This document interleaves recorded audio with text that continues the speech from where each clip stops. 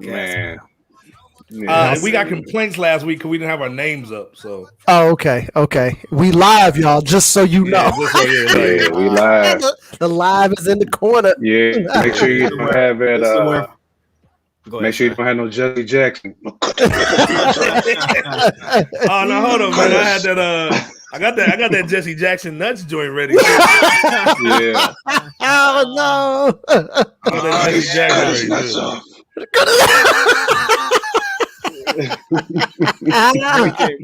he was talking bad about all the black folks. You know what I'm saying? Jesse Jackson. Nuts off. Yeah. That's not tough. What y'all thinking about what's the name anyway, man? The ghost, man. Oh man. I'll let you brothers speak on that.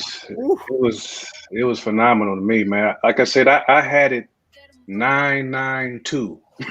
9-9-2. It was a straight tie, man. Like the Raekwon won that last round.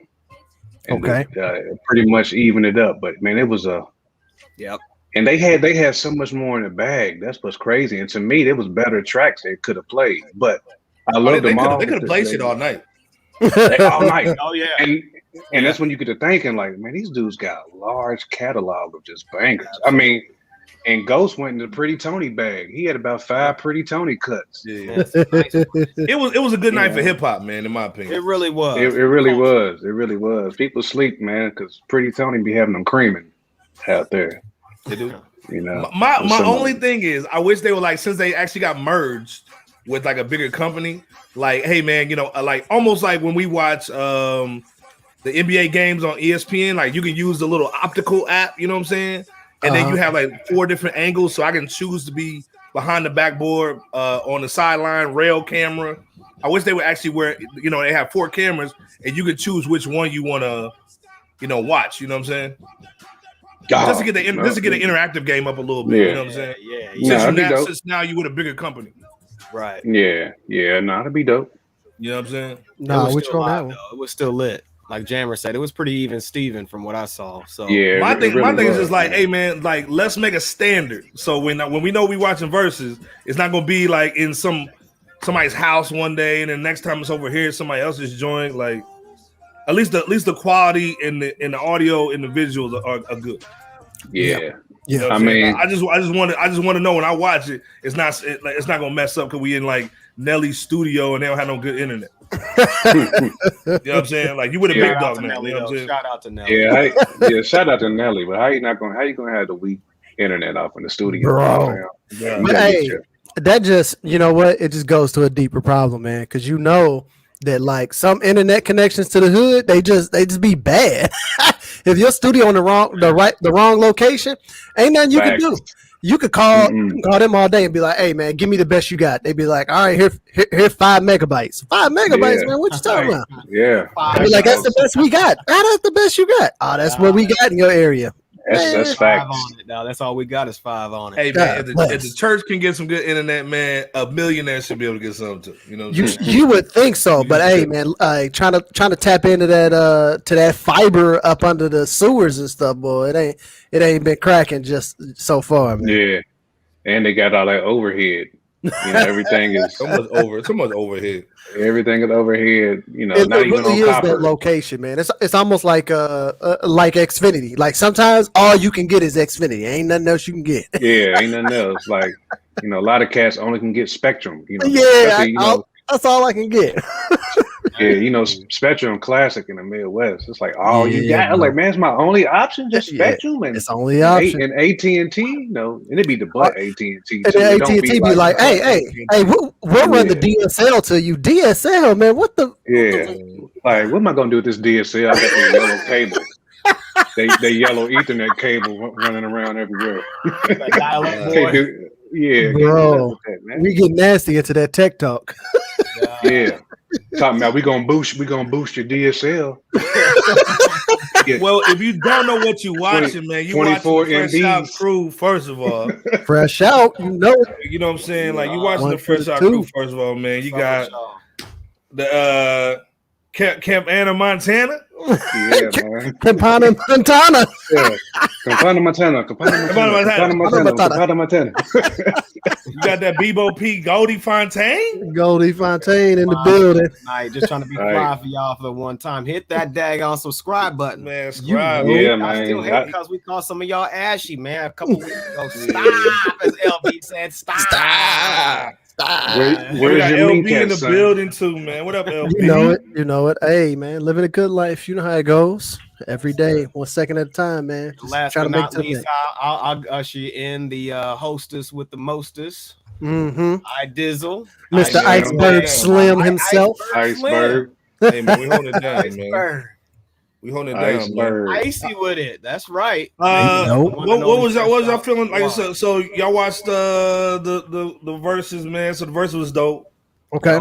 What else is on your radar this week, man? As far as entertainment or just entertainment wise. Ghost of Ray was pretty much the highlight for as far as I'm concerned. I don't know what you brothers have. Bebo P, what was your whole thing on the verses?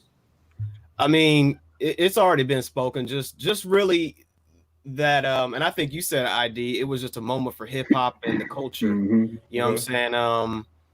It was just good to see two high spirited, highly skilled hip hop artists that derive from the greatest hip hop group of all time. You really just come together just to really just perform for the people, perform for the audience, and really just really give something special for everybody. So it wasn't so much a competitive. I mean, it was competitive, but like at the end of the day, the foundation was, hey, it's out of love, and we're doing this for the people. That's what I got. Yeah, no, I feel you. I mean, because you don't want to get bodied. I mean, can't tell you how many times that Ray and Ghost have both said, even in their studio sessions, like, man, I just can't walk up in here and get bodied by this man. I know he's about to go hard. I don't want to be that guy on the album with it, like, hey, man, still sharp and steel, right? Yeah, you know what I'm saying? Still sharp. If your pen game ain't crispy, don't come up in here. Exactly. Man. Don't even think about it. Right. LB, did you catch any LB? No, I did not get to catch it, man. It's I gotta go back and get the rewind, check the playlist and all of that and digest. But sometimes family life happens, Man, that's happening every minute, man. So. Yeah, man. Thanks. So it's definitely gonna get checked. I just didn't get to check it in the moment, like I wanted to. So Well, hey, we gonna get in tonight. First of all, I got an Xbox for people can win. By the way, you can call into the show, leave your hashtag. We need your IG hashtag. Don't be sending no OnlyFans and all that stuff.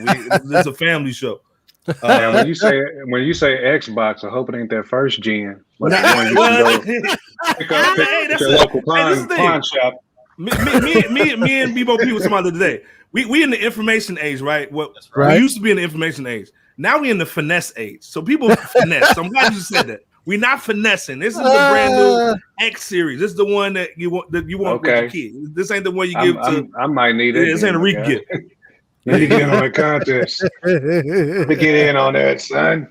Yeah. So they had an insider trading, man. To enter the win, all you do is just drop your hashtag, or you can call into the show. You know what I mean? That's it.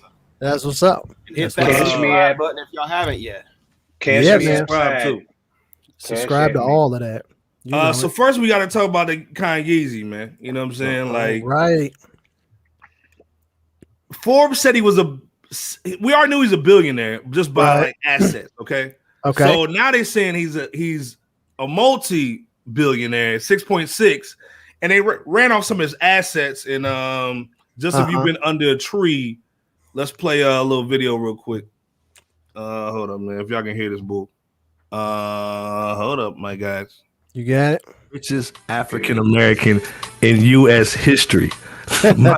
First of all, the guy who's talking, he must be great, by the way.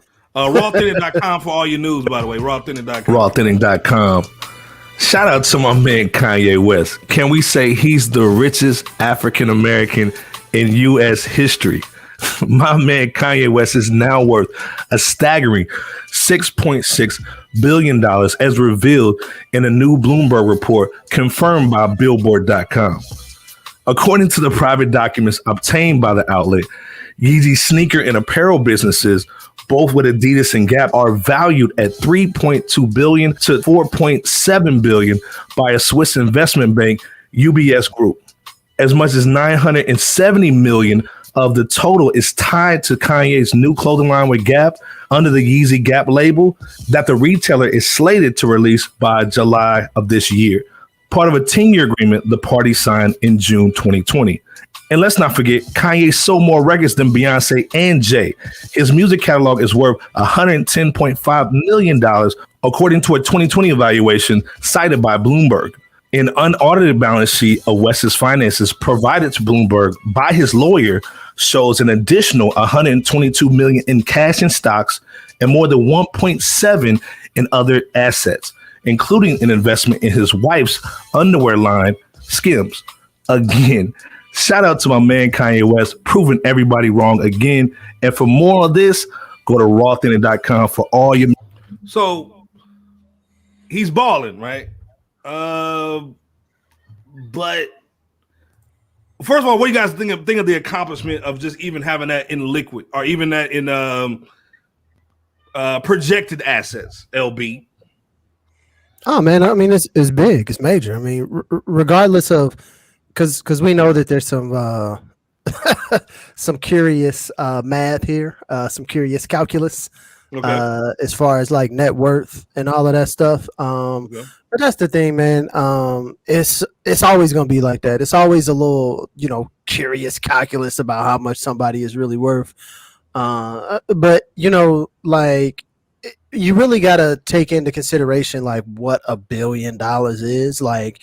And what that really means and where that's at and stuff like that. So I would say, whether it's 1 billion, 2 billion, or 6 billion, regardless, man, I mean, it's still a massive accomplishment to take whatever you've done creatively and get a good value out of it. You know what I'm saying? As I love to quote Jay-Z, like I'm trying to get you back for what you did to the Cold Crush. You know what I'm saying? You got to give it back though, for sure.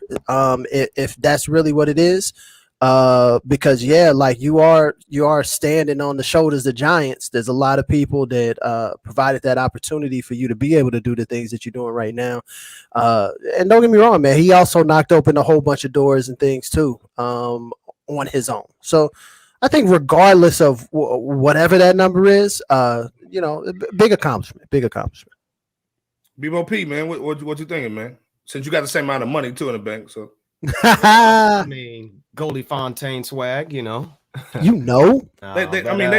Go ahead and buy all the kids an Xbox. You know what I'm saying? You know what I'm saying? Y'all get Xboxes and PS, whatever the number is.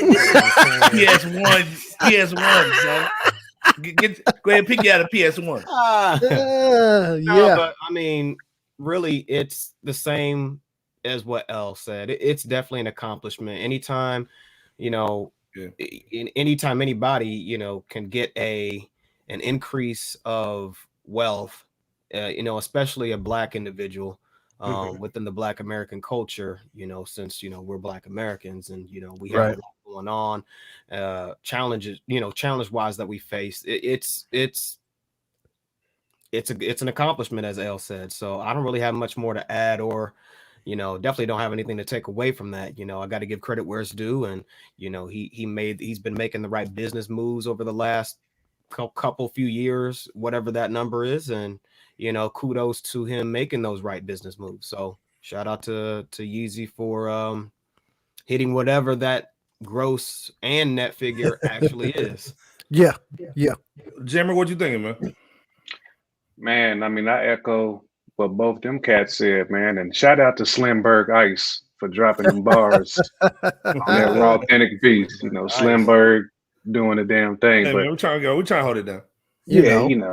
But I mean, man, the fact that this dude was able to flip that and had major debt, you know what I'm saying? Dude had some debt and was able to flip that into 1.8 billion. 6.6 billion when you look at it, all assets put together. I mean, shout out to him. Yeah. Right. But if Jesus really is King, fam, I expect for you to put that back in the community. You know what I'm saying? God bless. So that's my second choice. Let's go on my second question, JK. Let's keep it going. Now, you got the bread. You from Chi-Town. You know Chi-Town's hurting. Like, it's bleeding right now. Mm-hmm. What does that say for the black community? Even just for Chi-Town, even for his hometown, man. Like, that's easy. Man, you got what's the bread gonna do? Yo, I hope he put his money where his mouth is, because I remember he was getting on Barry, saying Barry wasn't doing enough for Chicago. Yeah. So, you know, I'm just saying. Yeah, we got receipts. We got receipts on you, my guy. So you're gonna have to put some money with that. You know, because you and Candace Owens, y'all was going in on that. Killing bars. You spend bars. So I expect for him, you know what I'm saying, to help his peoples out. Assuming that he even has this level of wealth. Because I think that's very suspicious. Like, they said he's got at least 100 million in liquid. Right, 100 million in liquid. That's still like a terribly large amount of money. But when they said 6 billion, I was very suspicious. You know what I'm saying? It sounded like he took I think he was talking to Trump a little too much and took some of the math that Trump was teaching at Trump University to try to calculate his 6 billion here. I don't know. Let's just say that I think one of the things that they talked about was what his Yeezy brand, like the brand equity that has and the name and what that means and all of that stuff. That is always really hard to calculate. You know what I'm saying? So because that brand and that identity is only worth as much as somebody's willing to pay for that brand and identity. And that fluctuates. That fluctuates all the time. So if let's say that like there's like 3 or 4 billion that's just tied up into the Yeezy as a brand name. That's you starting to get into that funny math right there. Well, and obviously, like I said, Forbes is saying, it ends up being 1.8 if you kind of break it all the way down. Obviously, they're going on projected money. You know what I'm saying? Projected. That's it. And like we said, man, you know what I'm saying? Yeah, but if you got 110 million liquid, there's still a lot you can do. Thanks. You got to definitely, I would say, you got to take a few cues even from somebody like Bill Gates, who, is basically all philanthropy these days. You know what I'm saying? But what you should do when you're looking to these people from time to time is not to look exactly for what they're doing, but to take it and to flip it for you and to take that step quicker, right? So Bill Gates didn't take that step till so many years after he had accumulated his wealth.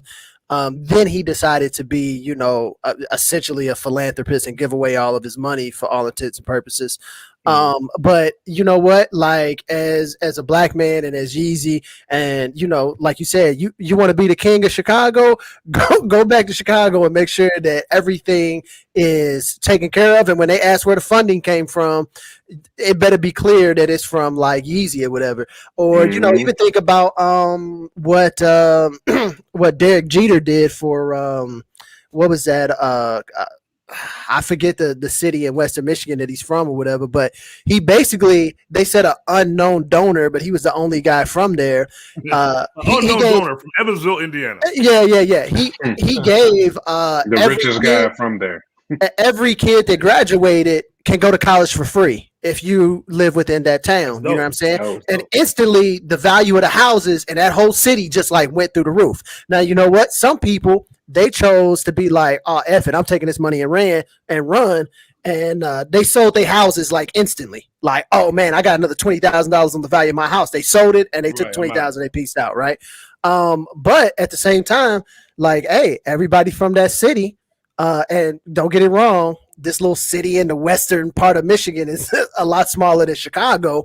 But that's what I'm talking about when I say take pointers from some of the other individuals that have done things and start to see how you can take your money and really have an impact. Because you better believe every one of them little kids from that little Derek Jeter city in Michigan, bro, like, hey,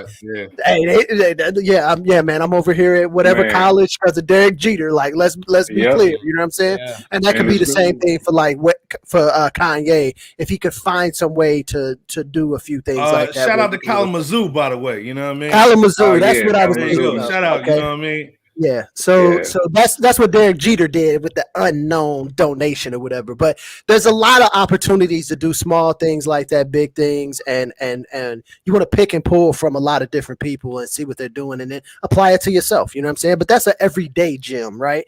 Like that's what you should be doing every day of your life. See how other people are moving, but make sure that you include like your piece and your community and your understanding of how that works.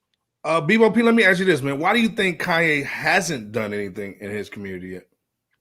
I mean, he's an entertainer, and like most entertainers, they don't really think or prioritize, putting the needs of where they came from, at a paramount state or position point whenever they do achieve some level of success. And he's a classic narcissist too, man. That double bomb. I mean, man, how much different is it from like a lot of other entertainers? And I know this very true. Not much.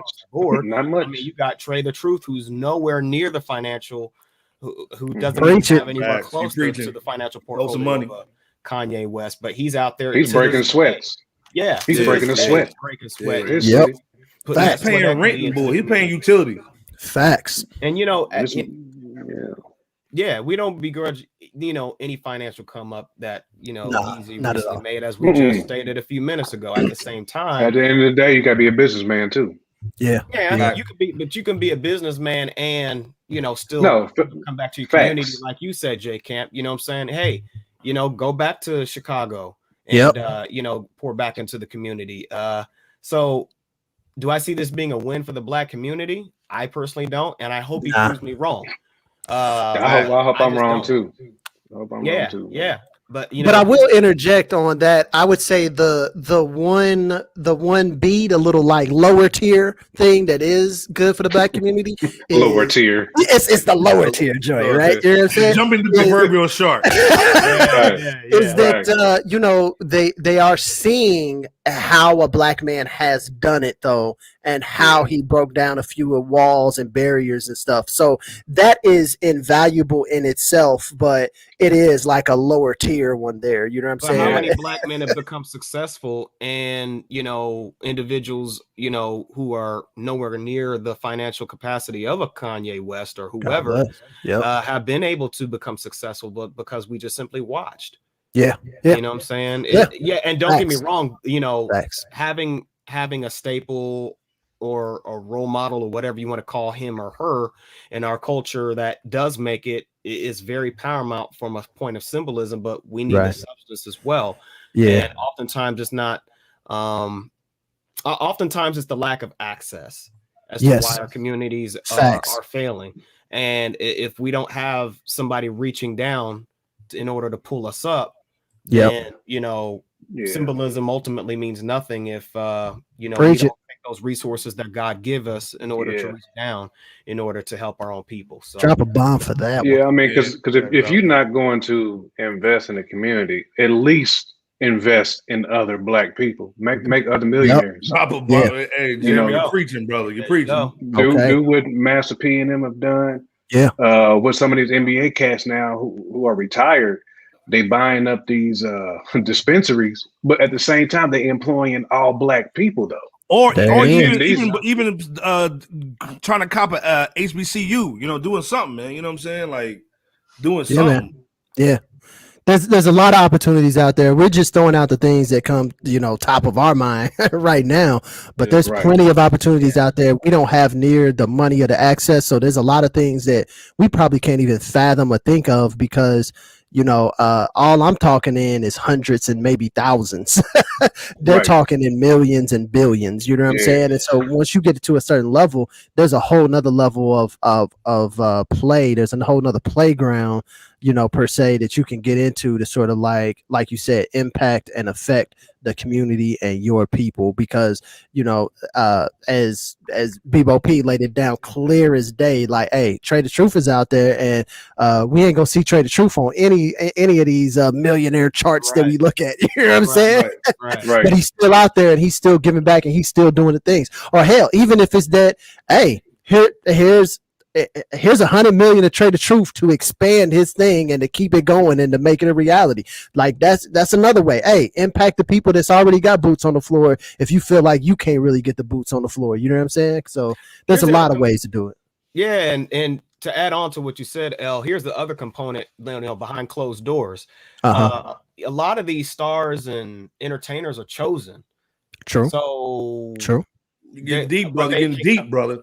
I mean, let's just call facts behind closed doors and in the shadows. A lot of these folks are chosen to hold such positions and to attain such wealth for certain purposes. And I'm not trying to wear the tinfoil kufi, but no, you ain't got your kufi on. Put it on, brother. Put it on, brother. I'm just saying, you need to I'm make trying to see it shine, my guy. I'm trying to see it kufi shine. Don't let them radio waves in. Yeah, let me see the glow up the kufi. Yeah, there's so much glow up. Hey, well, this is the thing though. Shout out to Jeff Bezos. We love you over here, Fresh Out. You see the cash scrolling at the bottom. Yeah, man. We love everything you're doing with all your facility. We love all the employees that you do employees right to us. Hey, let them people unionize, man. You got trillions of dollars. Let them people unionize. God bless. Before you do that, hit the Cash App Fresh Out show. Hit us with the Cash App first. The other question I have for y'all before we move. Why, like, if we look at the list of billionaires for this year, why do we not have, in your opinion, more, or at least one African American that's not in entertainment? Why do we not see more business guys or women, or even one, on this list, man? Right. Well, it's one of those things where if you empower a people to do something more impactful, then that takes away from the money from the economy, basically. Because you bling rappers, you're apparel this rappers, bling rappers, such and such, Bentley rappers or whatever that flash all this stuff in videos or real life. I mean, just imagine if like a critical mass, not the majority, but a critical mass of them just starts to think, wait a second, I've been going about this the whole wrong, the whole, just all wrong. What if I were to just stop buying all the jewelry, just stop with jewelry and stop with the fancy cars and just take those funds and allocate it toward real estate or allocate those funds toward this. And then one star affects three affects nine. I was about to drop the same jewel. Again, that takes away money from the economy, and they can't have that happen. The establishment can't have that happen. So it's better to keep a people sleep than to affect change by way of, once again, empowerment by way of, teaching wealth principles, teaching, I don't know, some simple things like home ownership. Shout out to Nelly. Things such as, stocks and bonds. I mean, just wealth principles and just values. All around values. I mean, and those things aren't taught from in the Black household, really. I mean, in some, but what would you put a percentage on as far as like stocks and bonds and things like that being actually taught in the Black household? 5%, probably 10%. I'd say, man, I do think that our culture is becoming more empowered with your folks like your Boyce Watkins, your Umars, or Tariqs, and real Black media folks and such. But I do think that the percentage is no higher than 5. At least in my mind. Be. So I agree with ID. It can't be, because I mean, when you don't have nothing, you're not even thinking about. Well, and stocks and bonds is things that we can't even compute. And that's part of the problem, right? Is that like for so long, even if we accumulated anything, it was ripped away from us. You know what I'm saying? It was taken away from us, or it was redlined away from us. The properties on our houses were degraded because we supposedly came into town and all of these things like that. So we've had trouble like accumulating along with just fighting for like, hey man, like treat me like a normal person, right? So and I kind of talk about this sometimes, to different people, but and even to you guys sometimes, it's just that like there's a different mindset that you have when that paycheck every 2 weeks is $500, right? Versus when that paycheck turns into $2,500 every 2 weeks, or $3,000 every 2 weeks or above, right? The way that you move and the way that you operate, even just something as simple as this, is cashing your check at the grocery store, right? Like it's something real stupid like that. Instead of having a bank account. Instead of having a bank account, right? But there's a lot of people who get my cash at the liquor store. Yeah, guess what, right? Like when you only making, that that 200 or 300, it still be better to have a bank account. But you know what? That instant access to be able to get it and go to the grocery store, just get that money, pay the $2 or whatever it is, and take that check and then go. Like it takes care of you a little bit better. But you can't be doing that when you make 3,000 every 2 weeks, 10,000 every 2 weeks, or something like that, right? And so it's really small, nuanced things, because there are things that serve you when you just got to make it. You know what I'm saying? Like beans and oodles and noodles and shit. And then there's things that serve you well once you have made it somewhere, right? But if you keep operating like you did or like you were when you made, let's say, $200 every 2 weeks or 3 weeks or whatever it is, as when you make 3,000, you're still going to put yourself in a problematic place. So some of that is just the fact of a lot of us, we never get out of making more than like $500 every 2 weeks, $500 or $600 every 2 weeks. And if you never get out of that, don't tell me about no stocks and bonds. Don't tell me about no 401k. Don't tell me about how much the company is matching. I need every single last one of my daggone dollars. So don't talk to me about all of that stuff. I don't want to hear it. Even simple things like 401k. I mean, we get our first real job and don't even know what the hell 401k is. We don't know that it's tied into the economy. You sit there like, oh man, I'm about to invest 8% of my check. Next thing you know, somebody. Go ahead. I'm sorry. No, I was just gonna say, next thing you know, Wall Street folds, and you look at your 401k statement. It's like negative 32 or something like that. And if you would have had the jewel, you would have. But that's the thing is you move differently when you a call center when you a call center agent versus when you're senior vice president of whatever, or when you got your nurse's degree and you run into the head of the emergency room or something like that, right?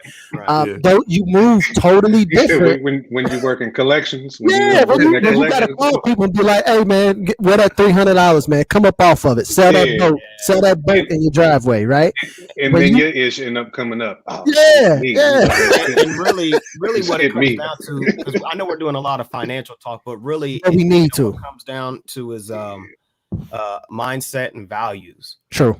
You know what I'm saying? Just on an overall basis, obviously the financial component is very heavy, as we've been talking about over the last few minutes, and this example goes into the next segment that I know that's a dope segue. That's a dope segue. That segue is money. I mean, just imagine empowering the artist to maybe stop thinking about, Tatianas or whatever and start focusing more on the nuclear family. Man, she like a crackhead right there. So, hey, well, speaking of that, let's go into the next video, man, and let's see what's going on. She got that Felicia swag a little bit. Yeah, she got a little Felicia. Felicia. Well, first of all, Candace, which she's a political person. Yeah, she's more a little conservative. She kind of went at she was just winning the WAP performance at the Grammys. First of all, let's go into a couple videos and then we'll tap in. Watching the Grammys on Sunday, my heart personally went out to all of the people who are watching the award show with their parents, because it must have been a little awkward to watch during the performance of WAP with Cardi B and Megan Thee Stallion. And now the US-based company that's National Center of Sexual Exploitation, they've actually slammed CBS for broadcasting the performance that they're comparing to hardcore pornography. They claim that the entire thing is a glamorization of stripping and prostitution to be broadcast in front of a national audience, a portion of which were children for no other reason than just TV ratings, according to them. So this is the same organization that actually complained after Jennifer Lopez and Shakira's Super Bowl halftime performance that took place last year. So they're claiming that the Grammys did this for ratings, which, if this is true, this didn't seem to exactly work out in the Grammys' favor, because they actually saw the lowest ratings that they've ever seen. They were down 53% since last year. Although this could also be because a lot of people went to streaming it online rather than watching it on TV. Watching the Grammys here's one more. I am deeply protective over my family. She's going to get sued for that. Plain and simple. I don't play games with that kind of stuff. The battle is on between conservative pundit Candace Owens and Cardi B. When I say something like she's toxic to culture, the reason she gets so worked up and she starts spiraling. Hey, Candace is kind of fine, though, on the low. I just want to say that. Is because she knows it's real. It all started on Monday when Candace appeared on Fox News and criticized Cardi and Megan Thee Stallion's performance of their hit single WAP at Sunday's Grammy Awards. You see that fundamentally we are seeing the destruction of American values, American principles. And it's terrifying. I think parents should be terrified that this is the direction that our society is heading towards. And again, we are weakening America. That's really what we should be talking about. This is a weakening of American society. We are setting the stage, and it feels like we are looking at corrosion, like we are about to see the end of an empire. Well, Cardi shared that clip on Twitter, writing, "Yay, we made Fox News, guys. WAP, WAP, WAP." She added, quote, "Matter of fact, I'm just going to thank Candy Owens. She put my performance on Fox News, giving it more views that boosted the views on YouTube and is counting towards my streams and sales." Oh, snappity snap, snap. But things quickly went downhill after Cardi shared an alleged tweet from Owens claiming the political commentator's husband had cheated on her with Owens' brother. The author initially laughed off the tweet, writing, quote, "I am literally laughing out loud. Cardi, my dear, that is clearly a Photoshop tweet. Only one of us has a husband that sleeps around." But later added that she is 100% suing Cardi, adding, "You can't just start throwing out wild lies against private members of my family because you're upset someone called you out on your degenerate performance." First of all, did y'all see the performance? No, did it? I let me hold on. I'm gonna play a little bit, man, just so we don't get booked. Just start off, man. What y'all thinking, man? Oh man, I mean, I got to jump on her comment about values, because I have a problem with that. Not that I don't share some of her viewpoints on, like, not having your kids watch this, and it's not the best visual performance for a child, but I take exception with you're trying to assume that we share the same values, as far as just because you got the same skin color as mine, we may not have the same values. We may not grown up the same. We may value one thing differently than the other. Yep. So don't tell me like this is destroying my life because it's destroying yours. And I just have a problem with people going on TV to tear somebody down. Obviously, you could have DM'd Cardi that bullshit. I mean, you're gonna go in there, you know what I'm saying? That's... Just pandering to, that sector. I mean, but we know Candace Owens is doing that because he's trying to sell books. She's trying to get on TV. She's clout chasing. I mean, that's the bottom line. She's clout chasing. You know what I'm saying? Well, I think that's what we have to identify first and foremost with her, right? Is that she goes all over the place. She'll start off being mad at Trump, then she'll come back and be supporting Trump, and she might be supporting Cardi B in 6 or 8 months from now, and then she'll be against her now. She's way too all over the place for me. She's all over the place, man. It feels like she's only into whatever is hot, going crazy in the moment to try to like put herself back out there, and that's why it's very difficult for me to like digest any of the words. I agree 100%. And she don't realize what she's doing. Like Cardi said, like all you doing is just giving her more exposure. But this is something that truly destroys the inside of your value fabric. Then why are you giving it credibility by talking about it? The more these people talk about it, the more you just putting WAP and the things that you say that you hate. You just putting it out on Front Street. So don't shine a light on it if it bothers you. You can talk about it, but the way she was talking about it, though, in theory, A was shade and B was clout chasing. So you got to pick. If you're trying to be a freedom warrior or if you're trying to be a justice warrior, then you might want to aim for that instead of trying to. To me, she had the 10-4 kufi on for that crowd. BOP, jump in, BOP. What's up? She had the MAGA hat kufi on. Okay. So much MAGA kufi. The MAGA kufi? Yeah, she had the MAGA Make this kufi great again. Yeah. Make the kufi great. I think it's a double-edged sword. I think that it is true that Candace Owens is all over the place. You know, she's here one moment, there the next. You know, in all in the name or phrase of clout chasing. So I do believe that to be true about her.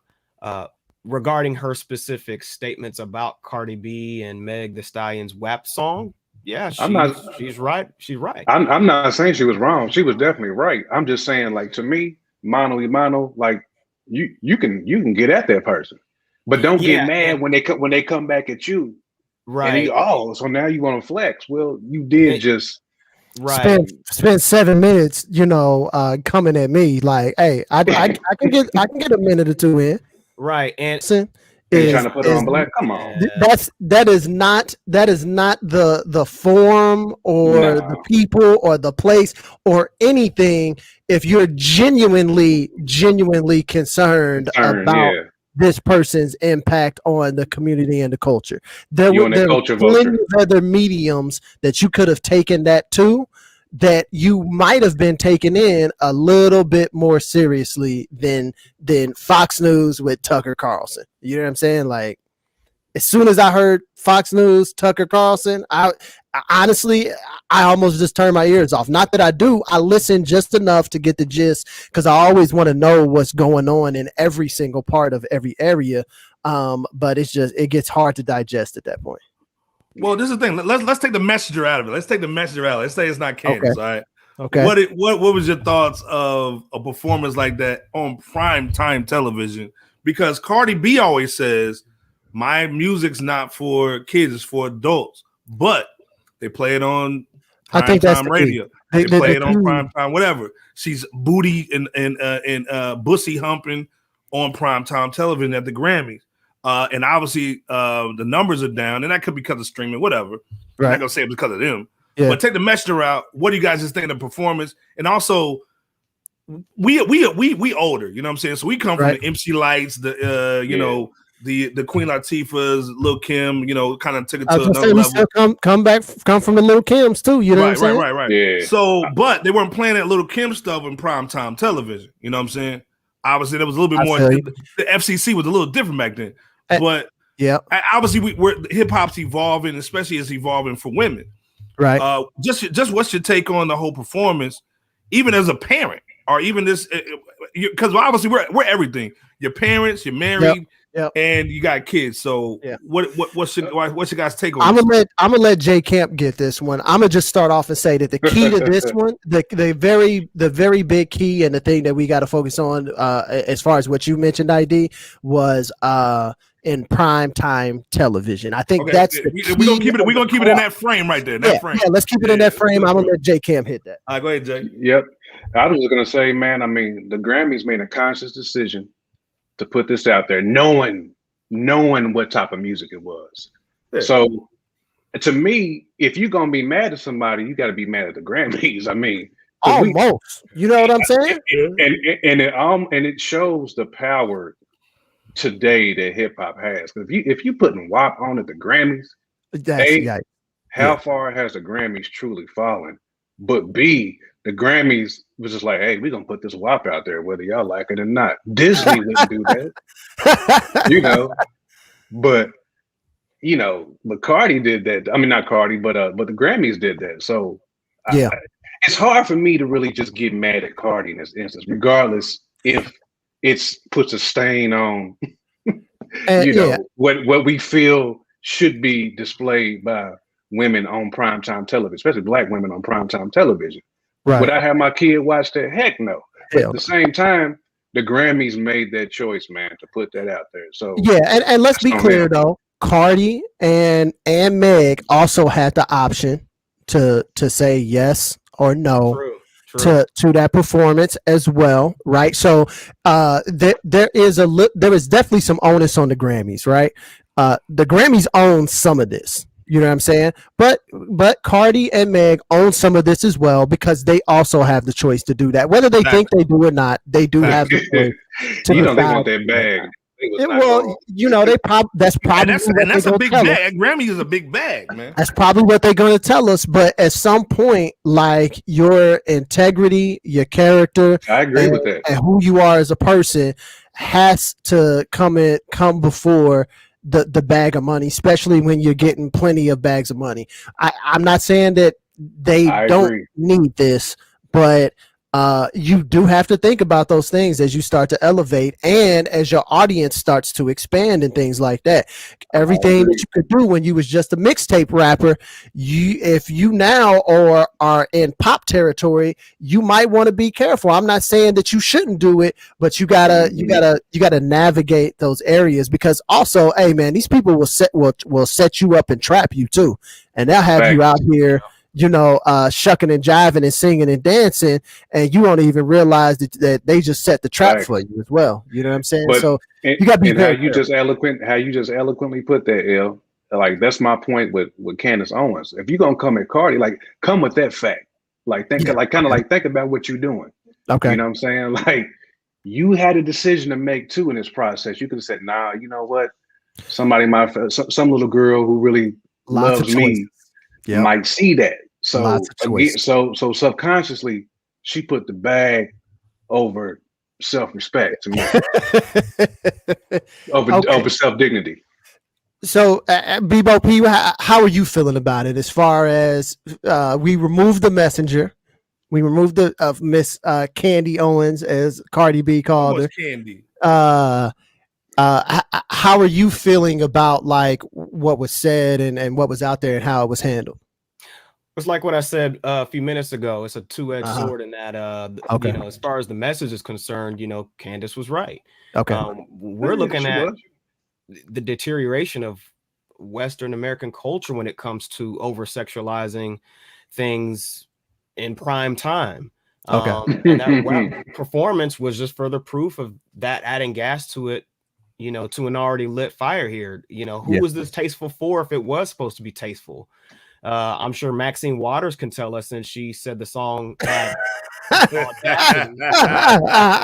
her words, not ours. Audacity, and I'm sure she meant that in a good way, so she wasn't giving it a bad review. And mind you, she's a congresswoman. So I mean, we just have to ask ourselves, these, those type of questions, like who is this tasteful for? And then we're still in some extraordinary times when it comes to a certain pandemic, if you will. So I mean, folks have nothing but time in mass. Right. So for the ratings to be low like that, I'm sure that they probably knew that going in. They probably knew that going in. Yeah, but I'm sure that stuff like this is a contributor, not maybe the performance specifically.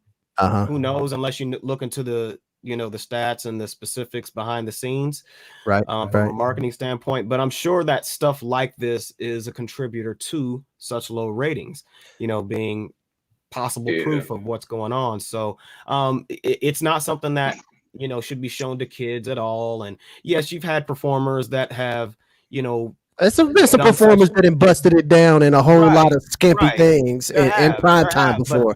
So let's be clear that this ain't the first time that this went down. Madonna was classic for having her cheeks out. All the time. All the time. Madonna was, one of hands, very few on, like maybe less than one. Well, and they made sure when it was her. Like it's not, you're not representing the culture. Right. You know what I'm saying? Exactly. And so that's my other question too. Let me go to you, Bebo P. Yes, sir. Why don't you ever see? They were talking about the Latino women doing it at the Super Bowl, previous Super Bowls. Okay. Why do you never see other cultures put their women out there like this? But they do. This thing. Well, you have individuals who do that, but not like the genre is everybody basically doing it. Right. So other women from other cultures aren't as vulnerable and as broken as our women. Several factors, I think, come into play with no dad at home while mom's looking at her daughter competitively in the sexual marketplace factor, leaving media specifically to target Black women for degeneracy. You have low self-esteem growing up with, worldly media raising our women up to be less than her potential and so forth. Women from other cultures, as Elle said, they do engage in the same activities as ours do, but not as much as it seems. And it seems to show. I mean, heck, even if you guys look in Miami right now, during the spring break situation, who do you see more of than others? It's bad out there. We're looking bad. It's looking bad right now, and that same thing happened in Atlanta. Weeks prior for the All-Star game. Yeah, the All-Star joint. So same thing, Super Bowl. Same thing. So you could tell in a woman's demeanor whether or not her dad or father-like figure is or was in her life. Because if you remove the covering or form of security from her, and then there is a void left to be filled for her. Let me ask you this: what came first, the chicken or the egg? Is the culture pushing the music, or the music pushing the culture? I think that, man, it's always both, right? There's always like give and take amongst artistry, right? Yeah. Is that the artistry puts it out there, and the people take that artistry and push it even further, and then they take back from what was pushed out there. It's always some give and take as far as like the artists and the music and like who is contributing to these different pieces and places and stuff like that. But like I'm just going to kind of even take a step back and say, I even wholeheartedly disagree with the framing of the question that like, oh, it's only our women that are like that, because, like, I don't feel that way. Like, when they had Girls Gone Wild in the middle of the night, like, yeah, it was all white women out there. You know what I'm saying? You hardly seen a Black woman up in that joint. You know what I'm saying? And we know that, President Trump's, as Cardi alluded to, she was busting it down for it. You know what I'm saying? So, nah, man, like, that's the piece that I disagree with, is that all of these, everybody is busting it down these days. This ain't just a Black people, Black culture thing to me. I understand that you guys like view that differently, but for me, I view it the same. To me, everybody everybody busting it down on the IG. You know what I'm saying? I feel you on that. I agree, and that's why I said that's why I said that. I mean, I basically agree with what you said in an earlier, maybe about a couple minutes ago. Like it seems to be primarily us, and I focused, like, if you think about it, I mentioned the media emphasis on that because the media has a tendency to put a spotlight on us primarily. They do. I do agree with that. They do put the spotlight on us. You know what I'm saying? Right. But and I'm even thinking about, like, there was all kind of spring break photos of people at lakes, in islands, on boats, and all kind of stuff. Man, giving it up crazy. And it was all white folks. You know what I'm saying? Branson, Missouri. Last year they was getting it in. It was a pool parties. And this is the way I'm framing the question, man. It's not looking like Daniel Cameron. I'm not talking about college girls just going wild. I'm talking about music and musicians, the people, the influencers per se. So if I look at country music and look at pop music and even R&B that's done by other cultures, if I look at the top rappers, female wise, the Young M.A.'s, the Cardi B's, Megan Thee Stallion, Zelia Banks, City Girls, Mulatto, they all are the same person. Saweetie. You know what I'm saying? Nicki Minaj, they all represent the same situation. You know what I'm saying? I feel you on that, but I also think like if you went down all the popular rappers right now and you said, you know, what's your boy, Lil Uzi Vert and Trippie Redd and Rainbow Hair Boy, if you talked about all the people that are the most popular and you said that was the thing that represented rap, it would look pretty bad as well when you look at the men like that, because all of them guys, I'm like, you know what I'm saying? This is the thing. My thing is, you know, it's just like a conversation you can have with a woman. I can say, hey, what's up with this? And then say, well, men do it too. But it doesn't get us anywhere. So my thing is staying on topic. Because I'm not saying that, my thing is, why is it that way? You know what I'm saying? Like I said, is it the culture pushing it or is the music pushing the culture?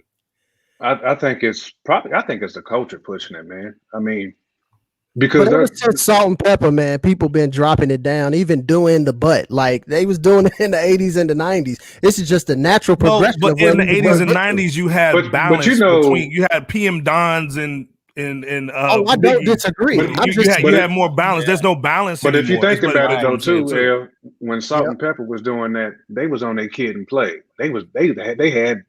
And they were dancing. They were bumping pussy. Right. I'm not disagreeing. I'm just saying is that if it was there at that point in time, where did you naturally expect it to progress to? We expected it to progress somewhere else. And so my question goes back to, if we know it's bad, why aren't people canceling this stuff? But they'll cancel Dr. Seuss, or they'll cancel Chase from Paw Patrol. Because it's the highest revenue generator right now of the culture, like that style of branding and music. That's what's making. I mean, everything that's out there is Meg right now. And what type of music is Meg pushing? I mean, when you listen to the radio, all those tracks that come on the radio is that type of stuff. Is Meg and Cardi. That's what's generating the revenue right now. And shout out to my guy Train here, man. I see you dropping. Yeah, and Train he's spinning facts right now because like Rhapsody, you know, they're not putting her on any kind of thing. They're not giving her no awards because women may wake up like Hill was saying earlier. If they're waking up, that's a problem. You know what I mean? And that's what we different. I get it, but I think also, you know, when we're thinking about the people who do whatever it is that they do, or the places, the position that they're in to do the things that they do, a lot of times that is, I think there's just so many factors and variables that play into that it's hard to just be like, oh, like you're doing this because of like A or B or C. You know what I'm saying? And I do think we got to give the media some of their due, because that's where the spotlight is on, kind of like my man is alluding to, right? Is that we have a lot of rappers that's not doing this. And yeah, I get it that they're not getting the flashlight put on them by the Grammys and stuff like that. But I mean, I remember Facebook in 2003. It was a whole lot of people videotaping their little kids at 4 years old, busting it down. You know what I'm saying? Yeah. And if in 2003 and 2004 you was on Facebook, you know, busting it down, did we not expect WAP to happen in 2020? I'm just saying, like, I don't know why it is, but it has been progressing towards that direction. And I think some of that is what the media decides to push and put the spotlight on.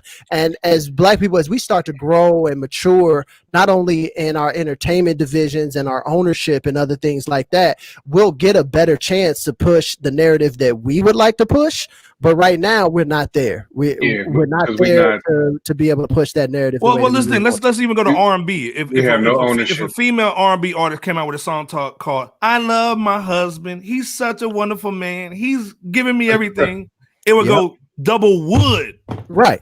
You're exactly right. 1,000%. But then if he goes, but if you have a song called "Busted Wide Open," I'm helping then everybody's on it. Yeah. So that's not the media. That's basically up here, man. Did we get mad when "Back That Ass Up" came out? I didn't. I think that going back to ID's point earlier with that, I was like, you a big there was fine balance thing. though back then. You know what I'm saying? There was still more balance back in the. I think that was late 90s. It was, but I was going back to what LB was talking about when it kind of started, like when it was starting, transition into that being the primary go-to, because Back to the Ass Up sold millions, man. Like that did. Millions. Yeah. But this is the thing. At the time, it was different though. That wasn't the norm. That wasn't what people were putting out. Like, oh, you got to come out with that song. Like, it wasn't a norm. But example though, right? The labels normalized it. The labels started to normalize that type of music. It's because as soon as they said, "Oh shoot, back that ass up," that just made me X amount of dollars. When's the next back that ass up? And the next back that ass up. So is that the label's fault or the audience who's listening? Because they're only going to put out what's making money. So when Common comes out with "I love you," want like nah. We get more traction. We get more traction with the back that ass up. But let's be fair though, right? Is if you're going multi-platinum and you're selling millions of records and selling out stadiums and stuff, that is not because of black people. Let's be clear. Yeah. The moment that you get into that $1 million range and the platinums and 6x this and 6x that and all whatever, that's not black people. Well, let's put some traction behind that. Other cultures only like what we like. So if we don't like it, they won't like it. So if we like Lil Wayne, they'll go support Lil Wayne. But if we say Lil Wayne's whack, then they don't support him no more. So they only digest what we like. We make it cool, and then they go pay for it. That's not 100% though. But that's plenty of things. Percentage, though. There's plenty of things that we haven't liked, and they pushed it all the way to the forefront because they got their own flavor when it comes to black stuff. I'm talking about black stuff, even black stuff. You know what I'm saying? Like we didn't get down with Key and Peele when they was out. So that's the norm. But they pushed us Key and Peele. That's not the norm though. That's just a percentage, a small percentage. I can't necessarily agree. The normal percentage is whatever we're into, they end up getting on later on. 50-50. I think that when it comes down to it, there is a level of shared effort here in terms of like responsibility / blame per se. Yes, the industry definitely has a tendency to push certain narratives and certain propaganda on us. At the same time, as you said earlier, Elle, who's out here saying which one of these female entertainers are out here saying no, you know what, no, my son or my daughter is going to see that, and that doesn't represent me. I know that there's millions of dollars on the table. But no, in fact, Lauryn Hill did something to that effect way back then, and it cost her, industry wise, but they said she was crazy and all this stuff and whatnot, but but she held her ground, and because of that, when it comes to integrity of in this type of regard, she's highly regarded. So just citing that as an example that, again, really it's a shared effort. Definitely the industry, but definitely, just being at the age of accountability to say, I'm going to go this route, not the route that you stated, or no, I'm not going to go any of those routes. I'm going to put some clothes on.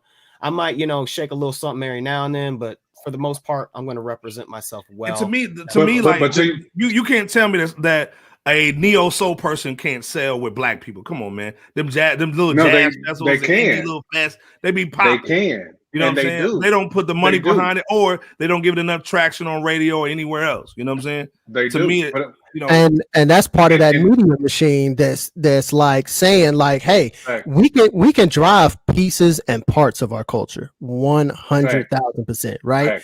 But there's pieces and parts of our culture that we just don't get the opportunity to. So we might be able to push it to, let's say, the level 5, right? And then once it gets to level 5, to get from 5 to 10, we can't do nothing about that. That's like you said. So at some point, I think Goldie Fontaine said it. You know what I'm saying? That at some point, certain people are chosen to be in the place that they are placed at. And so, yeah, I agree with you, ID, that like there is some responsibility, and we do push the culture. But we can push that culture to about a 5. Once it hits that 5, all they doing is looking at all the 5s and then saying which one of these 5s do we want. And if you just the 1, you don't even make it to the 5, so you can't ever get to the 10. But if you made it to 5, already know though, from the 5s. The labels is going to push what's temporary. They're not going to push what has staying power. And just to kind of go back to your Lauryn Hill comment, Bebo, Lauren's still selling albums, fam. Like her only album, is still selling. Diamond. Because she has staying power. Like her music is timeless. None of this stuff is coming out right now is timeless. Nah, we know that. We know that. The labels, they making a quick buck off this. So they using the artists, and I blame who's ever managing these people, saying, look, guys, we gonna have to switch it up to where we have some staying power. Yeah, we got buying power, but with that buying power, let's own something so we can stay in the game a little longer, because this ain't gonna last long, because what they doing, it's got wet. I mean, it's like a running back. It's a small light shelf. It's a small light shelf in there, man. Yeah. Hey, but I love the song that they sampled. There's some holes in this. Hey, that was a jam. That was rocking now. Yeah, we were jamming in college. I remember me and LB, when we were in high school, we got on the radio and we played our song, and our song was #1 in the city for a week. You know what I'm saying? So it happened. Back in the day, you could take a song like a Chingy, you could take a hot song from your hometown. Right. The DJs would play it on the radio, everybody be playing it, and then next thing you know, you blow up, get a deal, or be independent, whatever. And I think because of the more people you can reach by yourself, just like us broadcasting from our homes, right? It's like, hey, we got to control this stuff, because if we can control it, we're going to basically create another Jeff Bezos, because he's self-made for the most part. We're going to do another Elon Musk self-made. We got to slow down the self-made stuff, because we can't make money off these self-made cats. So we have to make that gateway really small. Oh, for sure. If you're only doing this, we can let you in. But to me, if I'm an artist, like we were artists back in the day, why aren't the artists taking advantage of all these things that are out here, the SoundClouds? Why aren't they doing these things, LB? Well, some of those things are just a little difficult, man. It's one thing to be an artist and to create art, and it's another thing to package, print, distribute, market. You know what I'm saying? Hit the ad, get the AdSense on the Googles, and get your YouTube popping and your Twitch and your SoundCloud. Like, that's a whole lot to do. You need a team of people to be able to pull off some of those things. The good thing though, 9 to 5. Nah, man, you're gonna be hard pressed having a 9 to 5 if you want to get into all of those different spaces. The good thing is that a lot of these kids are coming up with the technology now. You know what I'm saying? So doing Twitter, Facebook, Instagram, SoundCloud, Twitch, YouTube, all of those things, it's like secondhand nature to them for a lot of the younger kids coming up. So they will be in a much, much, much better position to take advantage of the technologies that are there. But at the same time, there's some people they never gonna have that. Like being tech savvy is a trait, just like being location aware about where you're at positionally in this world and things like that. Some of it is just given to you, but some of it has to be learned, and the skill has to grow. And if you don't stay on top of that, you ain't gonna get nowhere. Cause like, hey, I was all on my game, man. I was on the computer at 12, man. I was making these little flash things. I was mixing waves on my PC when it took 7 minutes to get it done back in 92. And people was like, man, you can't do music on the computer. I'm like, nah, man, like I've already done it. You know what I'm saying? Right. But if you told me to do any of these things that these cats have to do to kind of get out there right now, bro, I need about 4 or 5 days to get my game up because I'm just not going to be there. And it's probably going to take me after 4 or 5 days. It's still going to take me a couple hours to get everything together. Where some of these guys, they just be like, oh, boo, hey, I got it on my phone. They hit the link, do this, put in the little cut, and they good. You know what I'm saying? And that's why it's really created for these young people, man. I mean, it's ready made for them because But you gotta have a targets team. what they gotta do. stay on your game. Oh, you do. You gotta have a team. Like you can't go at it. You can't fly solo.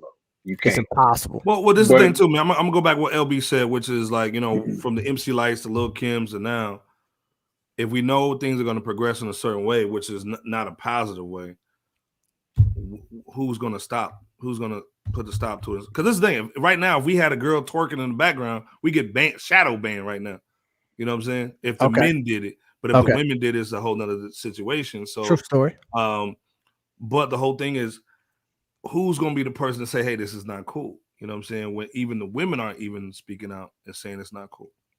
I think you're getting some people. I just think the echo chamber for the people that are saying, you know, no, because you have to say no in a constructive way.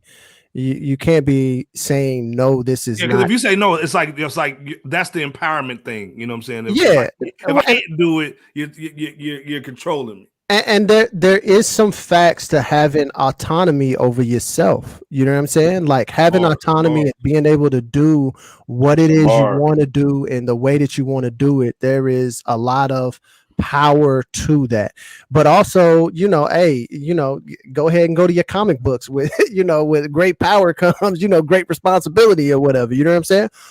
That's facts too. You know what I'm saying? When you have autonomy over yourself and you can do whatever it is you want, you also are responsible for a lot of the things that go on beyond that. So my thing is like, don't offer criticism and just tell people no.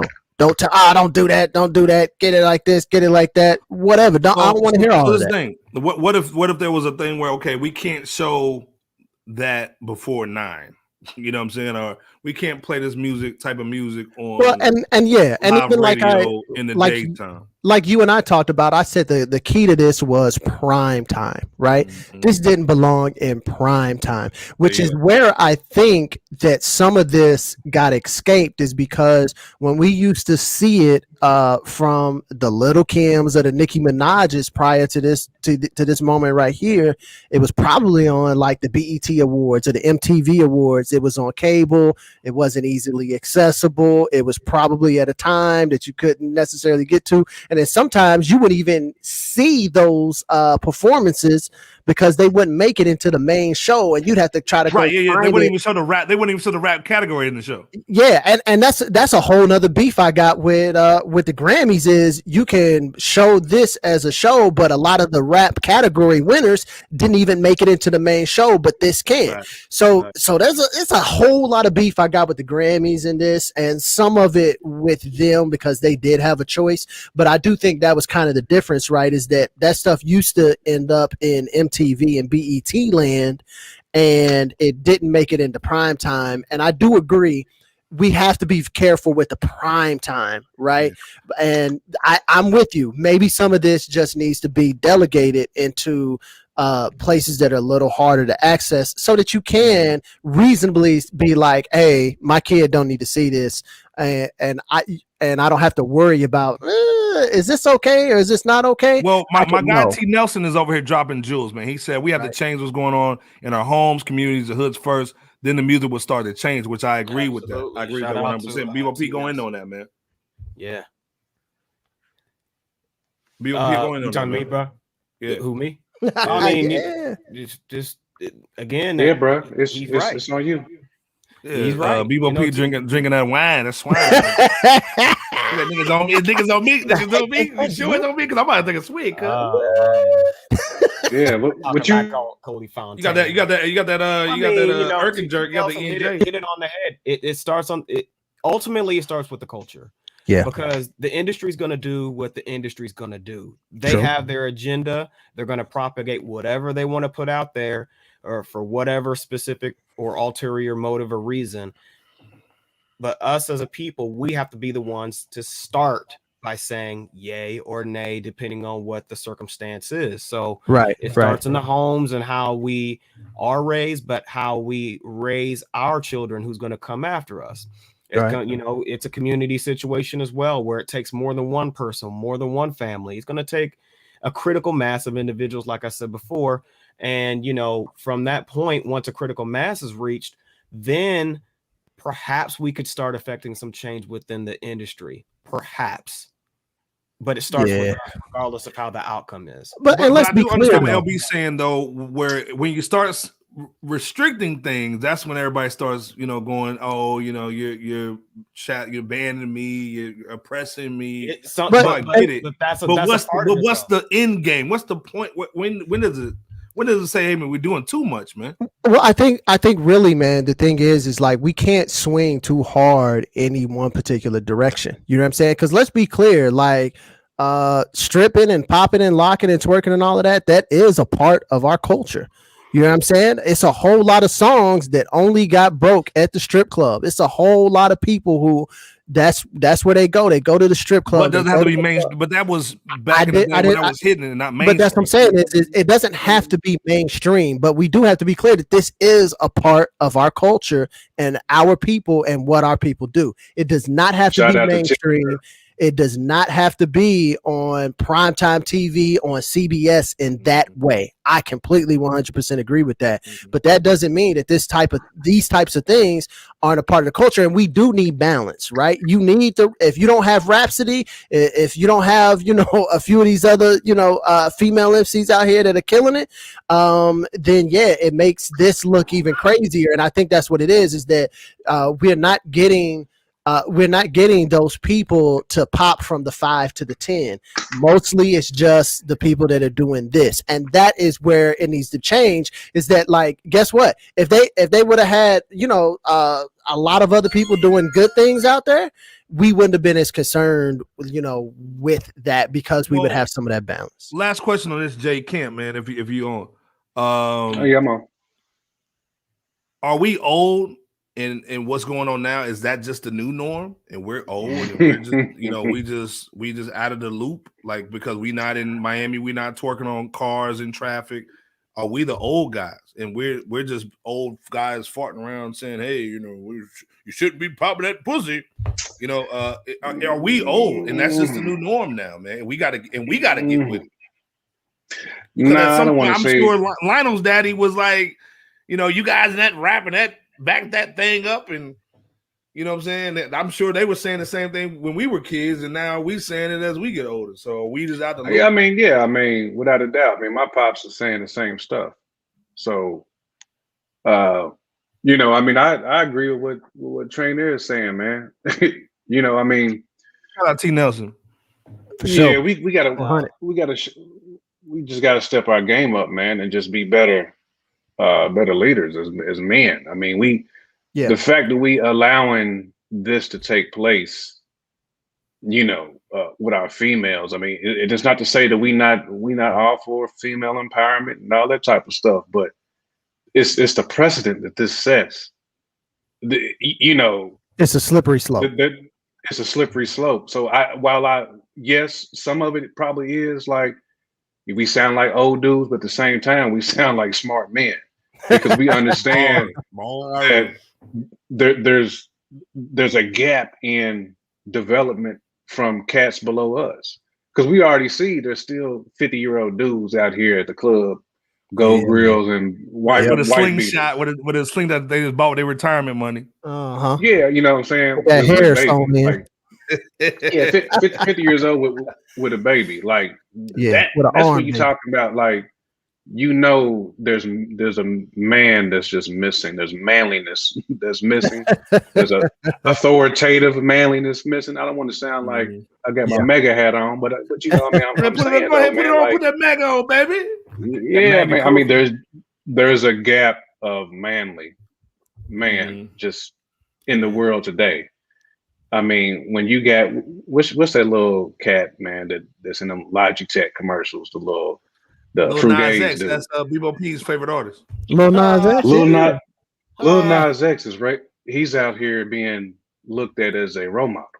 Like, let's put that in perspective.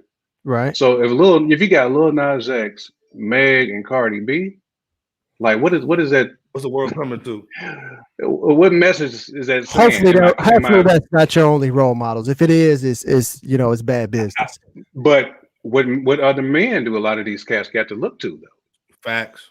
Hopefully LeBron James, maybe Barack, Shabak Barack. This is the new commercial, man, that they kind of pushing out, man, and don't get me wrong, man, we live in a liberal world. I get it, you know what I'm saying?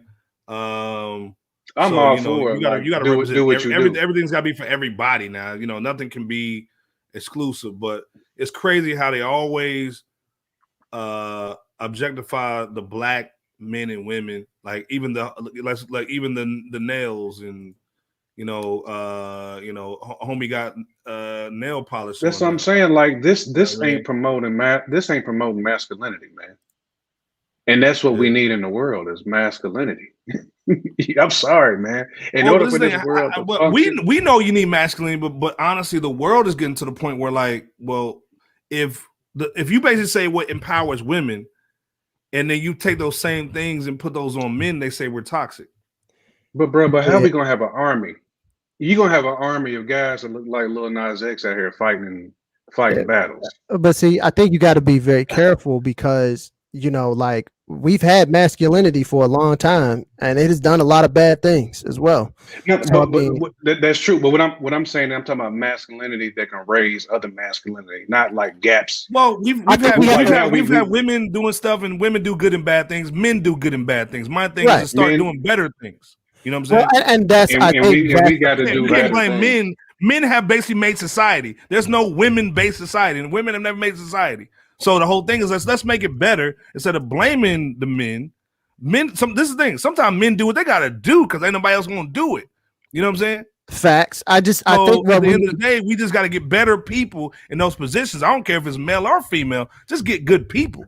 Good people. That's what I'm saying. To raise both girls and you got at the end of the day, it's gonna be some Jungle Book type stuff, man. You can't have the animals raising little dude. He gonna go back to the humans. You gotta have some men raising men. Every time I talk to LB, man, every time I talk to LB, he's like, "Yo, I gotta make sure my son gets some masculinity because at the end of the day, he wants to get the nurturing before he gets all that." You know what I'm saying? Yo, that's every man's fear, man. I think what you have to be clear on though is like the definition of masculinity is evolving and it's changing and it's moving.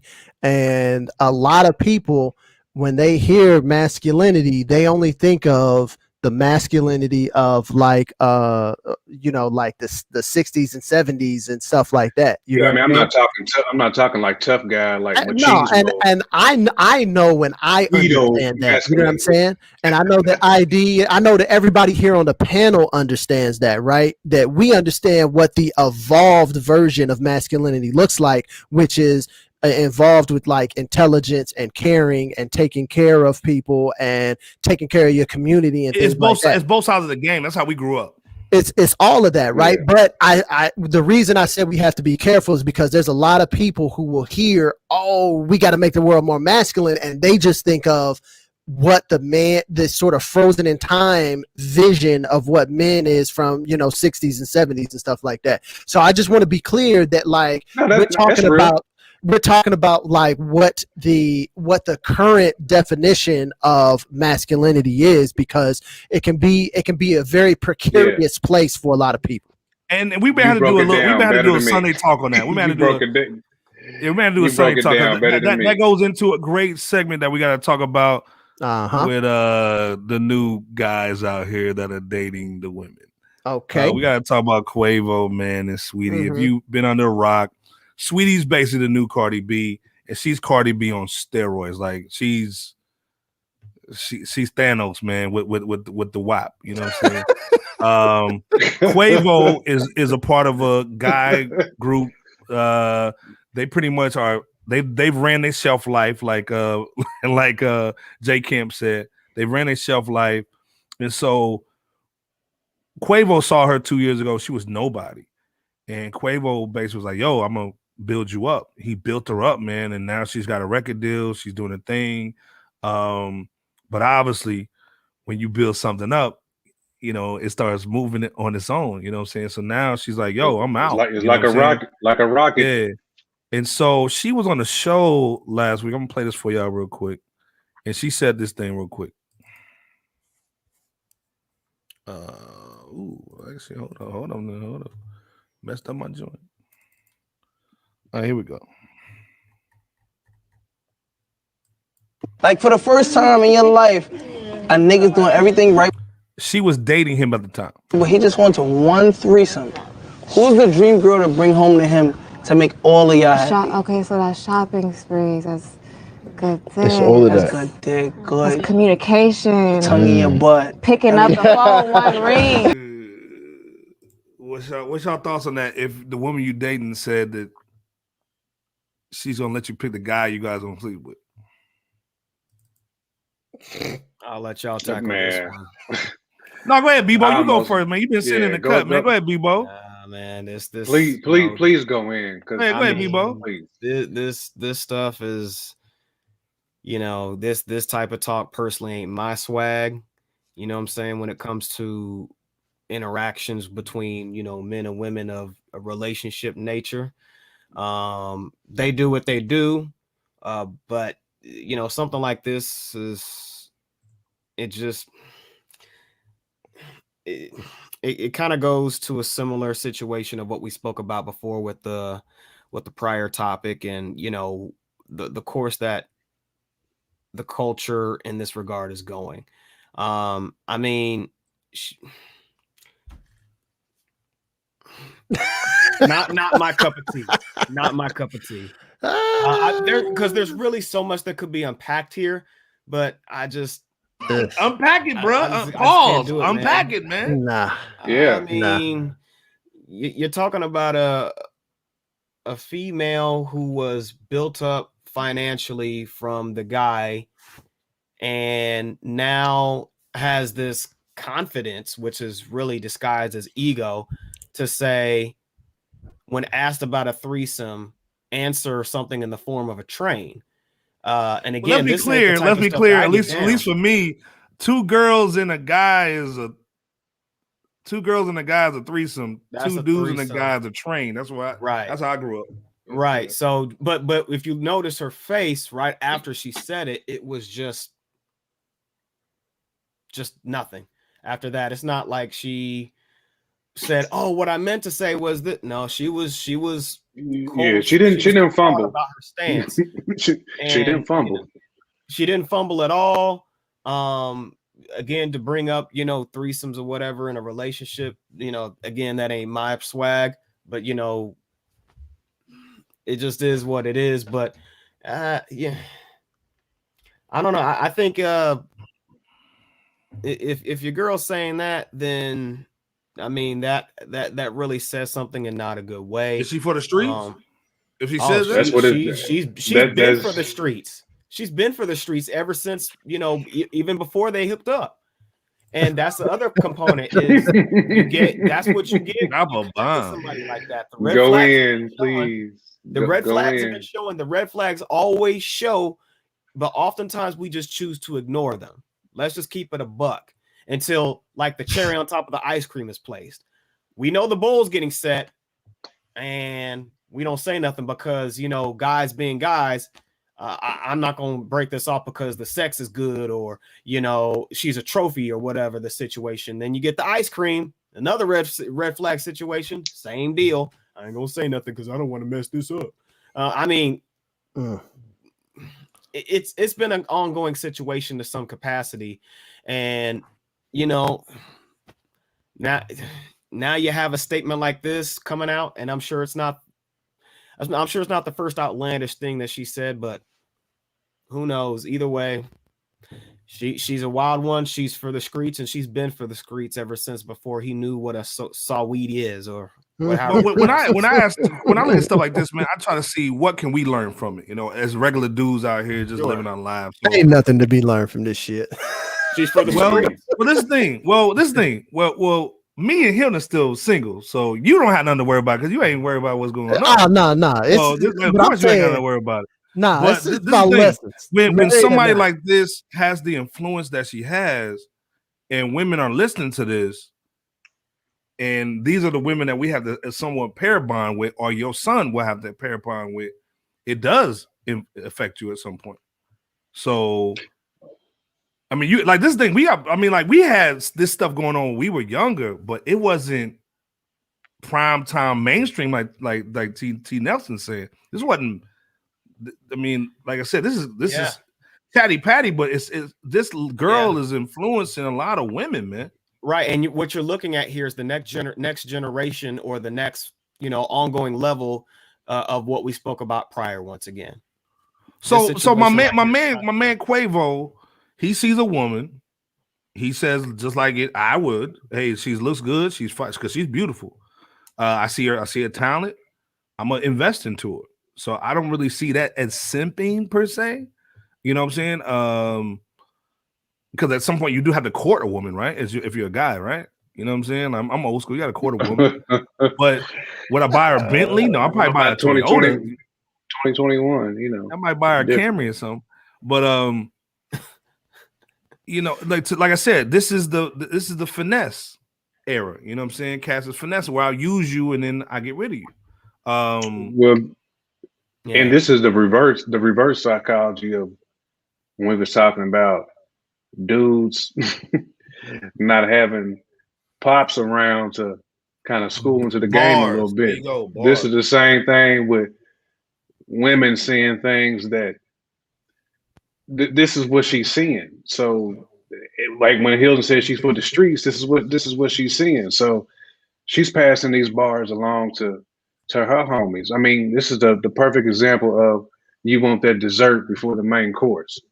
Yeah, and you know, dude is giving it to her. Copped a Bentley for her before she really deserved it. Like maybe she did. Maybe she gave him some promises like we in here for the long haul, and he fell head over heels. I mean, maybe the WAP was so pristine that he dove 12 feet in off the high dive. She had that good at worship and prayer? The worship and prayer. Praying for a nigga. She already praying for a nigga so much. He had to cop the Bentley with her name in the headrest. That's a lot of prayers going on. And I think, and just looking at the photo on top of the Bentley, like, which he got that back, by the way. He got that Bentley back from what I just saw before the show. I mean, which is a good move by him, but it's almost like, man, if you on your business, you don't really have to go to those extremes. Let her, you know, like earn that together as you know, in your relationship, man. Like grow together. Like she's supposed to be your rock at the end of the day. Obviously, that rock was. Let me ask you this. It was a pebble. It was a skip. Let me ask you this: whether it's a rock, a pebble, a boulder, however you want to contextualize that metaphor. Would she be considered that rock before getting the rock? Well, that's what I'm saying. I mean, you know, he threw the bag out obviously before he threw the bag out there. But here's the thing, though, right?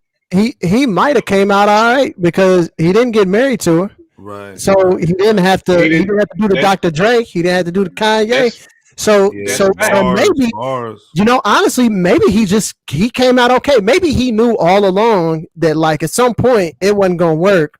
But I just have so much money. But you don't have to give a Bentley for that. I mean, he got it back.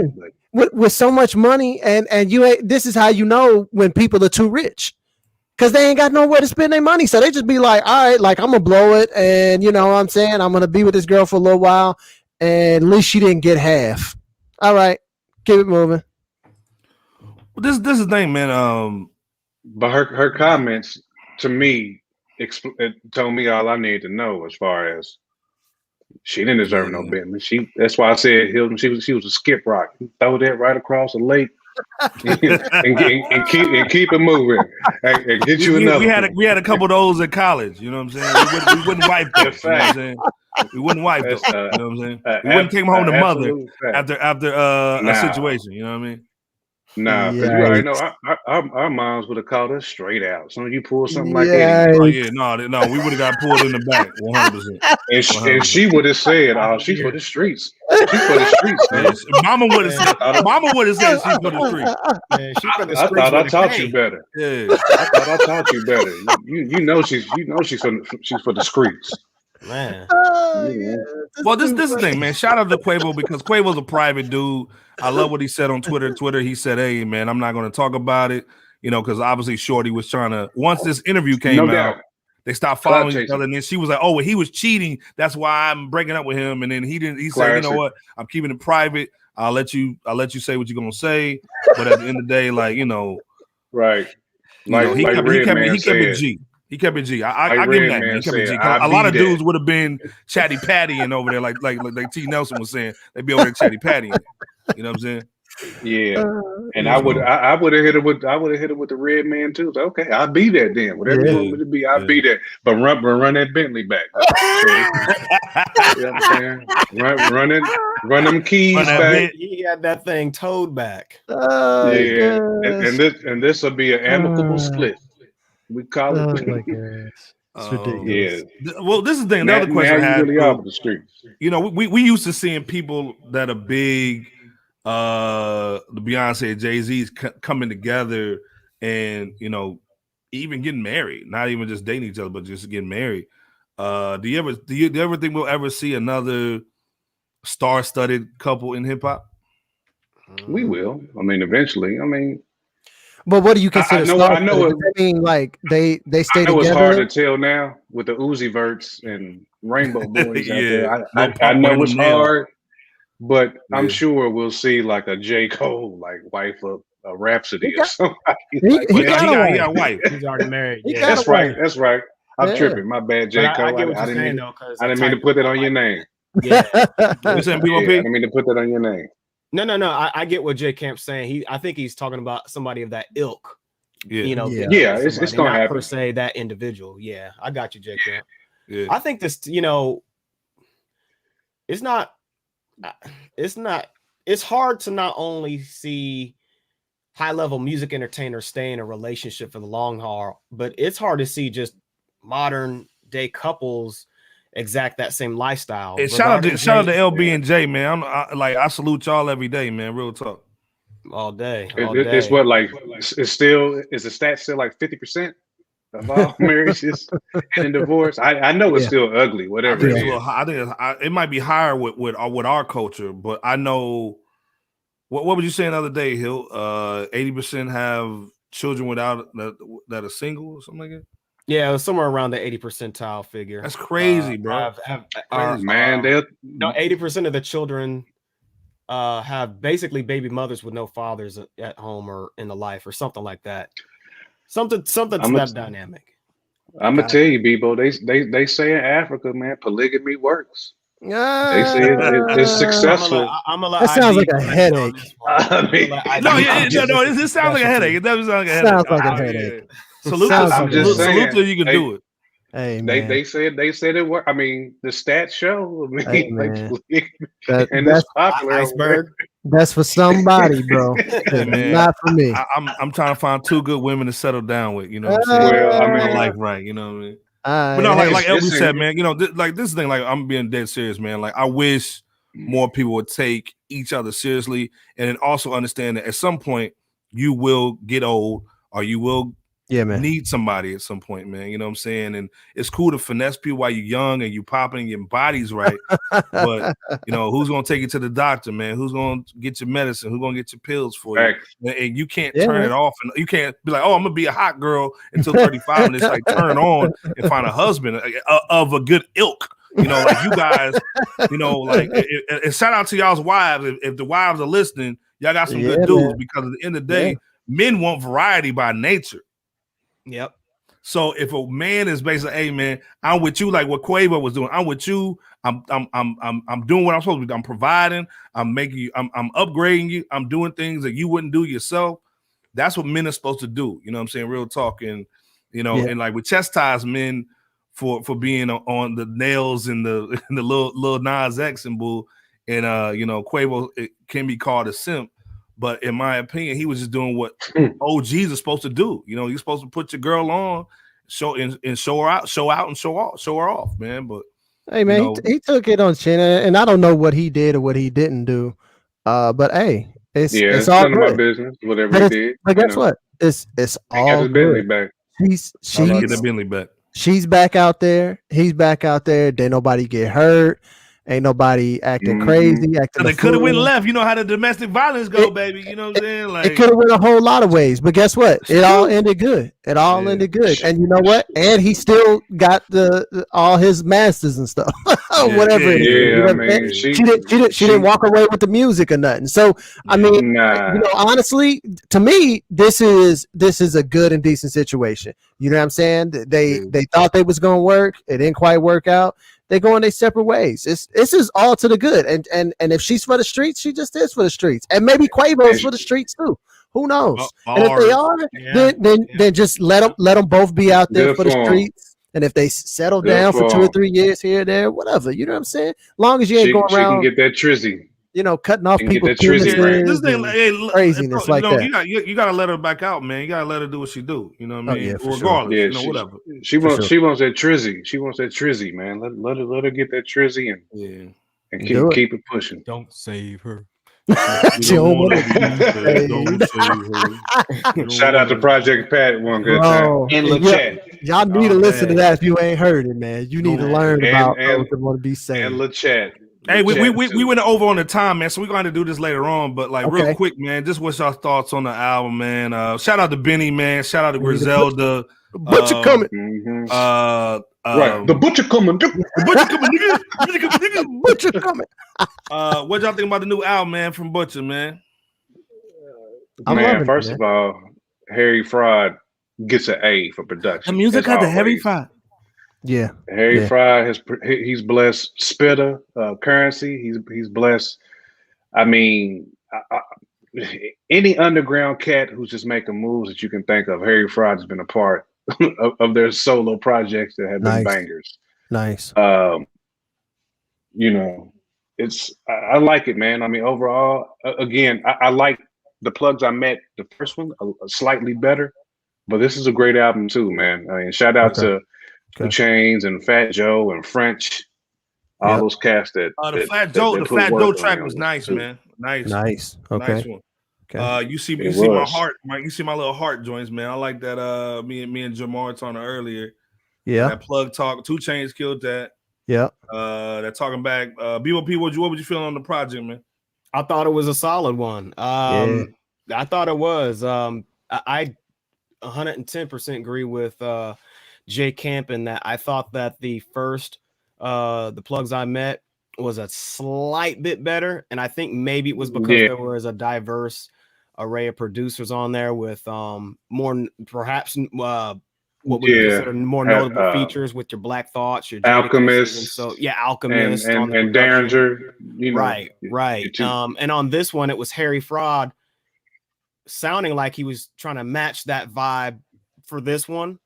You know, I can't speak for Harry Fraud, and shout out to Harry and shout out to Benny for this one. I thought it was pretty solid for, you know, the release. I think my top 4 in no particular order was that when Tony met Sosa, facts, the No Instructions, and the last two, the Survivor's Remorse and the Thanksgiving. Bebo's made my same list, bro.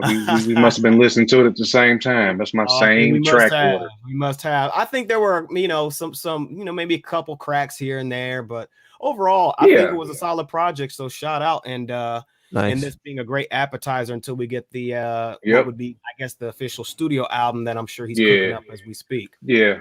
I mean, ID, you made a good point earlier when you said this is basically just throwing songs together that they probably recorded like 40 songs. They just picked 9. You know, just throw it on here and just to get out that deal. You know, the quicker he can get out that deal. We got to do that Drake, man. We got like a 10 album deal, and man, throw out them cut room joints. You know what I'm saying? He has a lot of projects. I didn't realize he had so many. I didn't even. I'm telling you, check out the one with your boy, man. I cannot think of his freaking name right now, from Harlem. Him at that Statue of Limitations. That's one of my favorite.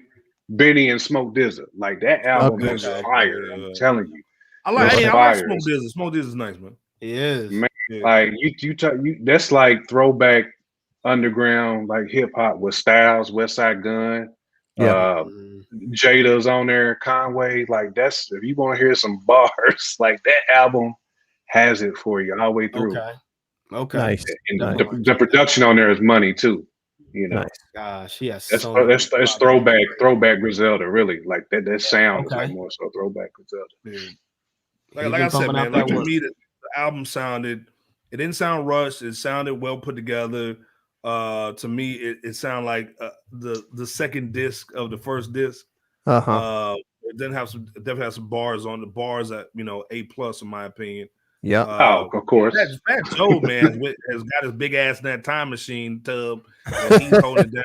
Man. He must have found Pun's rhyme book. Yeah, so he went back to Joey. He was Joey Crack. He was Joey Crack. Okay. Joey Crack's he's been in the game since like '89. You know what I'm saying? Crazy, man. Yeah. Crazy. For him to be still some stuff. I remember me and El listened to Fat Joe back in the day. Yeah, So, man. The fact he was on Raekwon's album, that just lets you know how long he was in. Was he on Cuban Link? Bebo, was that the one he was on? Any of the Cuban Link. I know it was the other way around. I know Ray was on the Don Cartagena album. Yeah, Ray was definitely on Don Cartagena. Yep. I With thought there was a video with Nori and Pun and them. Yeah. Yeah. And Pun murdered. John Blaze. John Blaze. That was a song. John Blaze Pun murdered it. He murdered that VU John Blaze, Johnny Blaze. So much VU John Blaze. We can't find him anymore. Oh man. John we don't know where that dude is. That man might be. He just had the illest name at VU. He did. Johnny. He might be looking like Lil Nas X right now. For all we know. We just. I hate to put that on his head, on his life, but man, we don't know where he's at, though. I only remember him because of that ill name, bro. John Blaze. But Fat Joe, but great work, man. Great work, man, for sure. It's a solid joint. Is this something you're gonna listen to in another 6 months? Probably not. Probably not. Yes. Yeah. I mean, it's a good appetizer. Yeah. Like what Bebo said. I mean, it gives you what you need. Yeah. It gets you there. Yep. Hold something quick. Yep. Yeah, hold you over until to the big project come out. Yeah. Hey, well, if you haven't heard it, go check it out, y'all. You know what I'm saying? We're gonna end the show real quick, man. We've been on here for almost 2 hours, man. Everybody got kids and stuff. Or at least 2 of y'all got kids. Last thing, man, is there any artists, man, that are not signed? Since we talked about people not seeing these artists, man, is there anybody that is unsigned you can kind of suggest somebody to check out before we leave you guys? You're gonna have to come back to me on that. You said unsigned. I can definitely give you somebody who's signed the Pete. Man, unsigned. Hey, we gonna bring that one back. Give me whoever you got. Somebody that's not mainstream. Give me somebody that's not mainstream. Oh, definitely check out that Planet Agent. He just dropped a new one. I was telling Bebo about that. That Planet Asia is fire. Planet Asia's been in the game a long time. He's older than us. Dope. But dude can still spit out of Cali. But you would think he's from New York. I mean, when you hear him rap, you would think he's classic from Harlem or somewhere like that. But Planet Asia, man, he's a staple in the game. He's been on a lot of classic albums. And he's still doing his thing. So I like chatting out the old MCs that's still, still there, still doing it, still killing it, still burning that mic down. Yeah, still killing it. You got L? Man, I ain't got nothing, man, for you. No artist. I ain't got nobody. Bro, I have to. I don't know why you said my name. I get put on the show, bro. Like if y'all don't send the links, if y'all don't send it in the group chat, like I'm not there, bro. Like I got swim class, hockey class, gymnastics class, tennis class, basketball class. Man, what you got, man? What you got on one? I'm skimpy too, man. I'm kind of skimpy. I'm gonna have to check out that Planet Asia that Jay Camp's talking about. Yeah, he did got to about that yesterday. I'm telling you. That's kind of where I'm at. I'm behind the 8 ball and checking him out because I know he's still one of the best cats to do it on the underground circuit. So yeah, I'm about to check him out. But I don't have anybody that I have heard that's doing it outside of the Benny the Butcher project. So that's the latest thing I've heard. And right, you know, I'm gonna definitely check out that Planet Asia because I'm sure it's fire. ID, put us on, man. Who you got, man? Who's out there? I gotta take you out to the West Coast. I gotta take you out to the West Coast. Put me on, bro. Let me get my man Blast and my man Bino. Y'all gotta check them out. Okay. Bino signed with Def Jam. Bino, we First of all, you know he's thorough when his grandma gives him a plate in the music video at the crib, sitting on the plastic. You know what I'm saying? Oh yeah, you know Bino's thorough, man. Grandma gave you a plate while you doing the music video. Yikes. You know what I'm saying? Come on, man. But no, like I said, man, yeah, Granny over here giving him a plate, man. Granny, give it a plate real quick. Oh yes, since we on the West Coast, I forgot Mozzie's another cat that people need to check out. Mozzie, nice. You put me on him, nice too. Yeah, Mozzie nice too, man. Well, this is the thing, LB. What you listen to in the whip? Give me that. What you listen to in the whip, man? Man, I ain't in the whip. I ain't going nowhere. Even if it's R&B. Bro, I'm at home working. I walk my kid to the bus. I walk back home. That's even if it's techno, cuz anything. It's a 2-minute walk. It's a 2-minute walk. Hey, bro, I'm telling you, the AirPods barely make it in. What you listen to when you go running? Old stuff, man. I got a playlist that just holds me down. Don't matter. Then I just be in there like win. Oh, okay. What's your playlist consist of? I told you it's older rolling stuff. ODs with a pop. Yeah. You know, I do some stuff like, for instance, like I bump that Kanye Blood on the Leaves, and then come back around and play C Murder. You know, I'm down for my niggas. You know what I'm saying? Okay. So, and that's only because they have like the same sample in it and the same little little groove, and so I do stuff like that. I put like 2 or 3 songs like I play that old that Bryson Tiller that had the sample from the girls from back in the day, and then play the J. Cole joint right after it. You know what I'm saying? So it just be little dumb stuff like that. I do see that as L was just wrapping up his statement, I do see that they have a 5 Dog video with Redman and Busta Rhymes called Nutshell Part 2. So that's something else I'm about to check out here. I'm about to peep it too. I'm about to check it out too. Yeah, I know it's not independent per se, but well, I don't, Yeah, man, anything that's not pussy popping, man, like, hey, send it to me. You know what I'm saying? And Red and Meth will be doing the verses. That's gonna be fire on 420. All right. All Red got to do is just play that Muddy Waters and that back on both sides or whatever. What was the second? What was the third album? Back to Business. The one that came out in 2000. Hey, my favorite is "I'll Be That," man. That's my joint, man. That album. It was the third one. Yeah, the third joint. Third one was Muddy Waters. The one before that was There's a Dark Side. Well, I'm sorry, the fourth one, the one after Muddy Waters. That one came out. It came out in 2000. Doc's Name. There you go. Doc's Name. Okay. Yeah, that Doc's Name. If he played any tracks off Doc's Name or Muddy Waters, Red might. Oh man, Meth is my guy, but Red got some bangers on both them albums. This name Meth got singles, but his albums are Yeah, his albums are very. But Redman's albums. I like Takal. I like Takal, but Redman's albums is fire though. But Redman's is Redman, you can put on the Muddy Waters and just put that.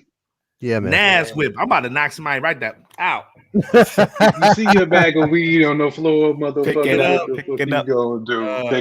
Pick it up. And then there's that skit. I got a soda. Y'all can't have a sip. And then that other nigga, shut that up. Hey, you gotta love it, man. But like I said, we out, man. Another show. Man. We just gotta give y'all some old man jewels tonight, man.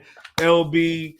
Jake Camp, man, Bebo P, the best people in the business, man. Hey, man, shout out to Doggy Diamond. We're going to have Doggy Diamond on here, man. Hopefully, either the next episode or before then. Shout out to Doggy, man. You know how he does. Doggy Diamond TV Definitely subscribe to his channel. Like I said, man, again, we're gonna have some a lot of people coming through. So get ready for that, man. Again, we got the best panelists in the world, man. That's it, man. So salute. Again, man, another great episode, gentlemen, man. Anything before we leave? Nah, bro. Man, just shout out to the peoples, man.